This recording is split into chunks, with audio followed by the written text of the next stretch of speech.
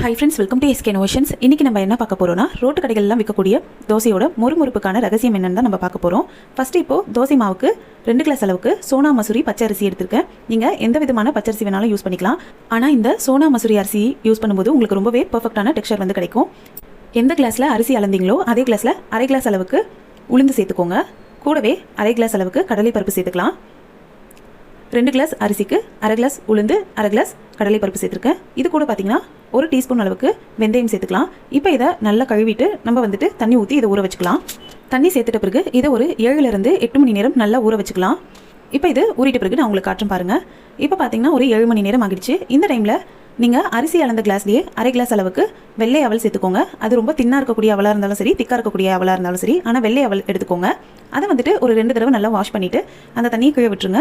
அதுக்கப்புறம் நீங்கள் நல்ல தண்ணி ஊற்றி இந்த அவலையும் ஒரு 10 நிமிஷத்துக்கு நல்லா ஊற வச்சுக்கோங்க. இப்போ பார்த்தீங்கன்னா 10 நிமிஷம் ஆகிடுச்சு. நம்மளோட அவல் நல்லா ஊறிடுச்சு. இப்போ இந்த அரிசி, பருப்பு, அவல் எல்லாமே ஒரு மிக்ஸி ஜாரில் சேர்த்து நல்லா ஃபைன் பேஸ்ட்டாக அரைச்சிக்கலாம். நீங்கள் இதையே கிரைண்டரில் அரைக்க தந்தாலும் அரைச்சிக்கலாம். நான் கம்மியான குவான்டிட்டின்றதுனால மிக்சியில் அரைச்சிக்கிறேன். பாருங்கள், தோசை மாவு பதத்துக்கு நல்லா இதை அரைச்சி எடுத்துக்கிட்டேன். இப்போ இதை ஒரு பவுலுக்கு மாற்றிக்கலாம். மாற்றிட்டு தேவையான அளவுக்கு உப்பு சேர்த்து இதை நல்லா கைவிட்டு நல்லா கரைச்சிப்போம். அப்போ தான் மாவு நல்லா புளிச்சு வரும். மாவு பாருங்கள் எந்த அளவுக்கு நல்லா சாஃப்டாக அரைஞ்சிருக்குன்ட்டு. இந்த மாதிரி நல்லா ஃபைன் பேஸ்ட்டாக அரைச்சிக்கோங்க. அப்போ தான் தோசைக்கு நல்லா இருக்கும். இப்போ இதை நான் நல்லா கரைச்சிட்டு காட்டுறேன் பாருங்கள். இப்போ பார்த்தீங்கன்னா இதை நல்லா கரைச்சாச்சு. இப்போ இதை ஒரு தட்டு போட்டு மூடி ஒரு 8 மணி நேரம் நல்லா புளிக்க வச்சுக்கலாம். நான் நைட்டு இந்த மாவை கரைச்சி வச்சுட்டேன். காலையில் உங்களுக்கு காட்டுறேன். இப்போ பார்த்தீங்கன்னா காலையில் ஆகிடுச்சு. நம்ம இந்த மாவை ஓப்பன் பண்ணி பார்க்கலாம். பார்த்தீங்கன்னா மாவு சூப்பராக புளிச்சு உப்பி வந்திருக்கு பாருங்கள். இப்போ இந்த மாவை ரொம்ப ஃபாஸ்ட்டாக கலக்கிடாமல் கொஞ்சம் பொறுமையாக நல்லா கலந்து விட்டுக்கோங்க. இதிலிருந்து பாதி மாவு மட்டும்தான் நான் இன்றைக்கி தோசை ஊற்ற போகிறேன்.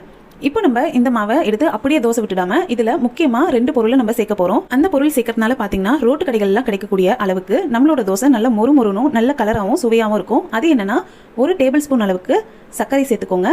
கூடவே 1.5 டேபிள் ஸ்பூன் அளவுக்கு ரவை சேர்த்துக்கோங்க. ரவை வறுத்த ரவையாக இருந்தாலும் சரி, வறுக்காத ரவையாக இருந்தாலும் சரி சேர்த்துக்கோங்க. இதை சேர்த்துட்டு நல்லா கலந்து விட்டுக்கலாம். இதில் சேர்த்துக்கக்கூடிய சர்க்கரை பார்த்தீங்கன்னா நல்ல டேஸ்ட்டும் கொடுக்கும். அது மட்டும் இல்லாமல் நல்ல கலரும் கொடுக்கும். ரவை பார்த்தீங்கன்னா இன்னுமே கொஞ்சம் தோசை நல்லா மொறுமொறுன்னு வரதுக்கும் ஒட்டாமல் வரதுக்கும் உதவி பண்ணும். ஸோ இப்போ இதை நம்ம நல்லா கலந்துட்டு ஒரு 10 நிமிஷம் இதை அப்படியே வச்சிடலாம். 10 நிமிஷம் கழிச்சு நம்ம இந்த மாவை தோசை ஊற்ற ஸ்டார்ட் பண்ணலாம். 10 நிமிஷம் ஆகிடுச்சு. நம்ம ஒன் டைம் இதை நல்லா கலந்து விட்டுட்டு தோசை ஊற்ற ஆரம்பிக்கலாம். மாவு பார்த்தீங்கன்னா ரொம்ப கெட்டியாகவும் இருக்கக்கூடாது, ரொம்ப தண்ணியாகவும் இருக்கக்கூடாது. கெட்டியாக இருந்தால் கொஞ்சம் மொறுமொறுன்னு வராமல் இருக்கும். தண்ணியாக இருந்தால் வளவலன்னு ஆகிடும். அதனால் இந்த கன்சிஸ்டன்சியில் இருக்கிற அளவுக்கு பார்த்துக்கோங்க. பாருங்கள், எந்த அளவுக்கு உங்களால் நல்லா பெருசாகவும் தின்னாகவும் ஊற்ற முடியுமோ அந்த அளவுக்கு ஊற்றிக்கோங்க. இப்போ பார்த்தீங்கன்னா நம்மளோட தோசை சூப்பராக ரெடி ஆகிடுச்சு. பாருங்கள், நம்மளோட தோசை எந்த அளவுக்கு நல்லா கிறிஸ்பியாகவும் கலராகவும் அழகாகவும் இருக்குன்ட்டு சூப்பராக இருக்கும். இதில் சேர்க்கக்கூடிய சர்க்கரையும் ரவையும் தான் இந்த தோசை இந்த அளவுக்கு கலராகவும் மொறுமொறுனும் வரதுக்கான காரணம். கண்டிப்பாக அடுத்த முறை ரோட்டு கடை தோசை செய்யணும்னா இந்த மெத்தடை ட்ரை பண்ணி செய்து பாருங்கள். ரொம்பவே சூப்பராகவும் பர்ஃபெக்டாகவும் வரும்.